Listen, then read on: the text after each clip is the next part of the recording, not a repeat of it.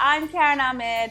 Happy holidays! Today on Cravings Food Adventures, we're going to be making Goa's most popular dessert, Bebinca, also known as Bibic.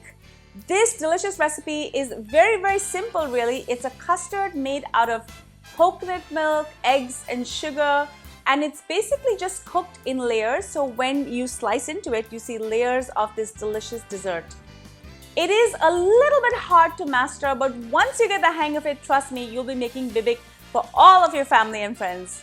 Before I go any further with this recipe, do make sure you subscribe to my channel and make sure to ring that bell so you're notified every time I upload a new video. Now, let's get cooking.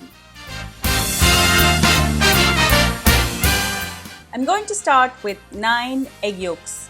These are extra large eggs and I've just separated the yolks and the egg whites as we are only going to need the yolks in this recipe. Add this to a bowl together with 400 grams, that is 2 cups of sugar.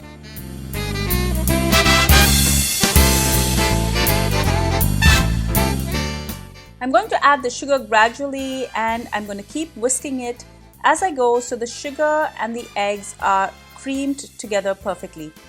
I'm also going to add a 1/4 teaspoon of salt.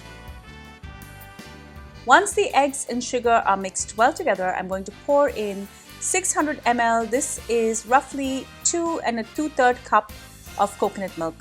I'm using canned coconut milk. Typically our cans are about 400 ml. So if you're using a can, you will need to use 1.5 cans of coconut milk. Do not use powdered coconut milk.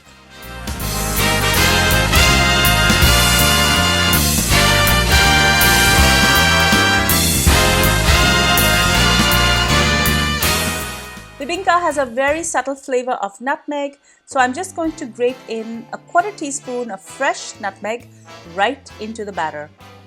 And I'm going to mix it in. It's now time for the flour.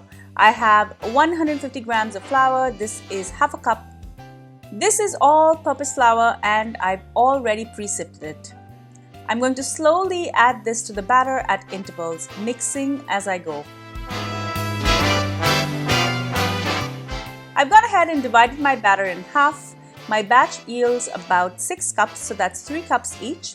To differentiate the layers in the Bebinca, I'm going to add a tiny bit of food coloring just to get a deeper color in the alternating layers.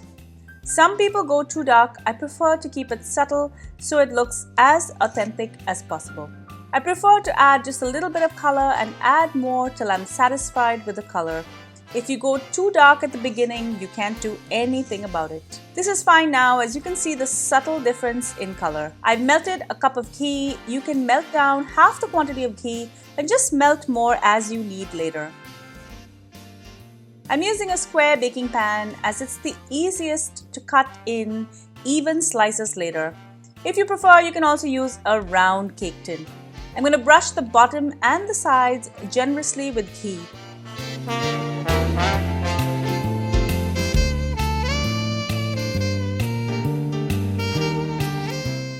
Based on the size of my pan, I'm going to pour in 3/4 of a cup of the lighter batter. This amount gives me a nice even layer which will bake quick.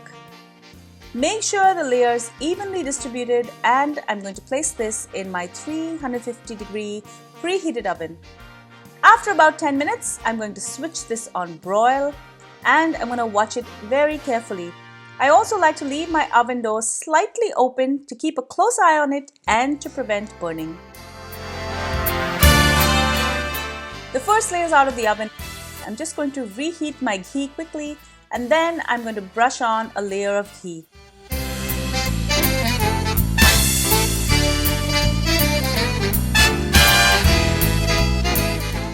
I rinsed out my cup measure and I'm going to add the second layer. This time I'm going to use 3/4 of a cup of the slightly darker batter. I'm also going to make sure it's evenly distributed. As it cooks, you may see this bubbling action. Don't worry about it. By the time you take it out of the oven for the next layer, all the bubbles have settled down and the layer is flat again. If you don't allow the layer to get flat, your Bebinca layers will have waves. You can also prick any stubborn bubbles with a toothpick.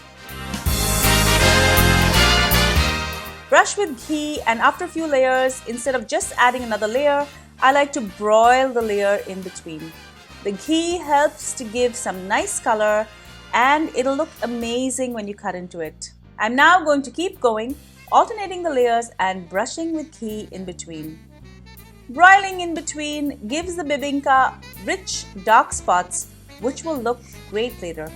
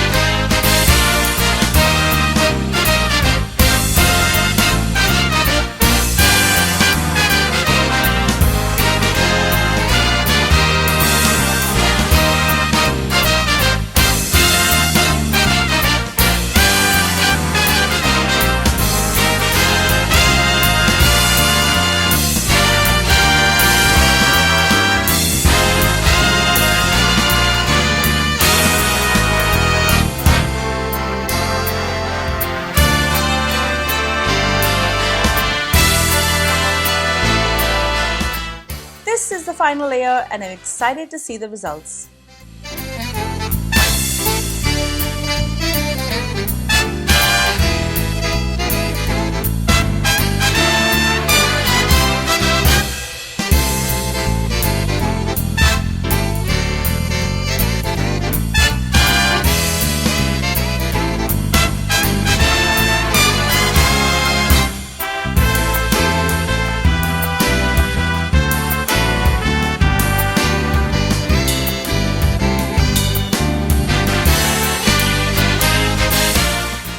Once baked, allow it to cool and then just run a knife around the edges and unmold.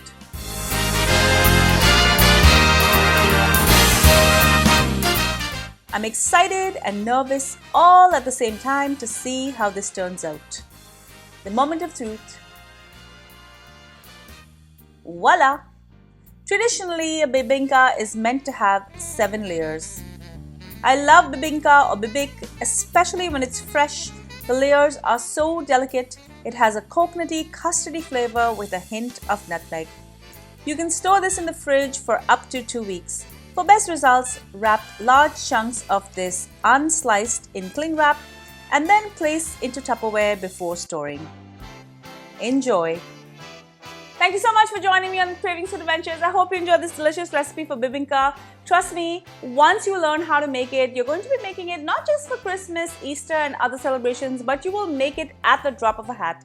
It's really easy to do. It just takes a little bit of finesse to get it going, and once you've mastered the technique, you can make bibic in your own home. Guys, make sure you subscribe to my channel and share my channel as well as my videos with your family and friends so they can enjoy all of these great recipes that I put out each week. And make sure to ring the bell so you're notified every time I upload a new video. And I love hearing from you, so do leave me a comment below. Let me know what you think about this video, but also let me know what other kind of recipes you're looking for. And be sure to follow me behind the scenes on all of my social channels. I'm on Facebook, Instagram, Pinterest, and Twitter. Until I see you next time, do take care.